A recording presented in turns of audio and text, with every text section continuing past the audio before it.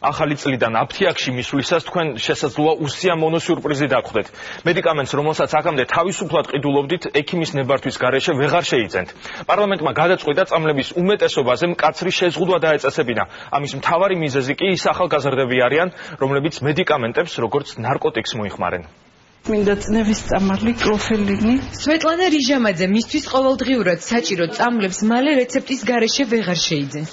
წნევის სამკურნალო მედიკამენტების გარდა კონტროლი მკაცრდება ეგრეთ წოდებული სპეციალური დანიშნულების პრეპარატებზე, ანტიბიოტიკებზე, ანთების საწინააღმდეგო, გულის არითმიული, ანტიპერსპირანტული, ანტიეპილეფსიური, საძილე, ხველების, ანტიალერგიულ, თვალის და ზოგიერთ კილოგამაყუჩებელ საშუალებებზეც.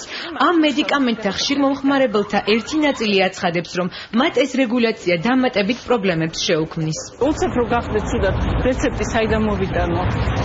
უნდა გამოიძახო სასწრაფო, მე სასწრაფომ უნდა წაგიყვანოს, მე ექიმა უნდა გაგსინჯოს და ამ დროს შეიძლება ფეხებით გაფშიკო. ექიმთან უნდა მიხვიდე, დადი ეგ რიგში სამდიის მიგიდე, გამოგიწევოს იმან რეცეპტი, მოხვიდე და მე იყიდო წამალი. როცა ახლა მიდიხარ და ყიდულო პირდაპირ წამალი. ჩემთვის ეს დისკომფორტი იქნება. მედიკამენტების რეცეპტების გარეშე გაყიდვის აკრძალვას ჯანდაცვის მინისტრის სააფთიაქო ნარკომანიის შემთხვევების გაზრდით ხსნის. დავით სერგეენკო არ გამორიცხავს, რომ სპეციალურ კონტროლს დაქვემდებარებული ფსიქოაქტიური პრეპარატების რიცხვი კიდევ უფრო გაიზარდოს.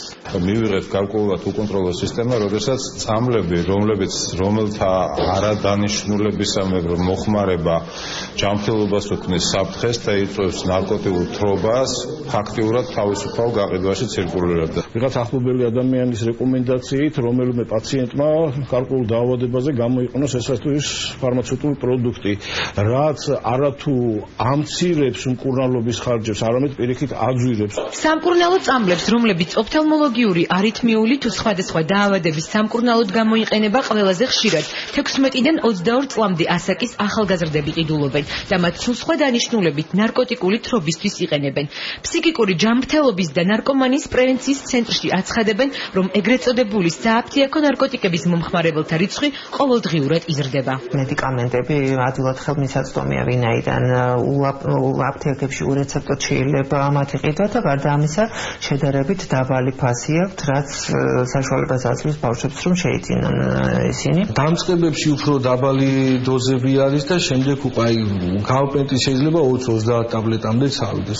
ფსიქოზური მოვლენები ხდება. მწვავე ერთიანად დიდი რაოდენობის მოღებამ შეიძლება უკვე სიკვდილის გამოიწვიოს. გაზრდილი არის მომართვიანობა ამ სააფთიაქო ნარკოტიკების მოხმარებაზე. აი არ არსებობს დღე რომ 1-5-6 ადამიანი მინიმუმ ერთ ექიმთან მაინც არ მოვიდეს. კონტროლი საქართველოში სააფთიაქო ქსელში რეგისტრირებული 10,000 მედიკამენტიდან 70%-ზე განხორციელდება. აფთიაქებს აეგრძალებათ ეგრეთ წოდებულ მეორე ჯგუფში შემავალი მედიკამენტების ექიმის სპეციალური დანიშნულების გარეშე გაყიდვა. გამკაცრდება სანქციები არასრულწლოვანებისთვის მედიკამენტების მიყიდვის შემთხვევაში. მათთვის ამ ჯგუფის მედიკამენტების მიყიდვა კანონით დასჯადი გახდება, როგორც ურეცეპტოდ, ასევე რეცეპტით. საჯარიმო სანქცია იქნება 500 ლარის ოდენობით. მეორე ჯგუფის პრეპარატის ურეცეპტოდ გაცემის შემთხვევაში პირველ ჯერზე იქნება 500 ლარი ჯარიმა, განმეორების შემთხვევაში 1000 ლარი იქნება. წამლისა და ფარმაცევტული საქმიანობის შესახებ კანონში ცვლილება პარლამენტმა მესამე მოსმენით უკვე მიიღო და ის ძალაში 2014 წლის იანვრიდან შევა.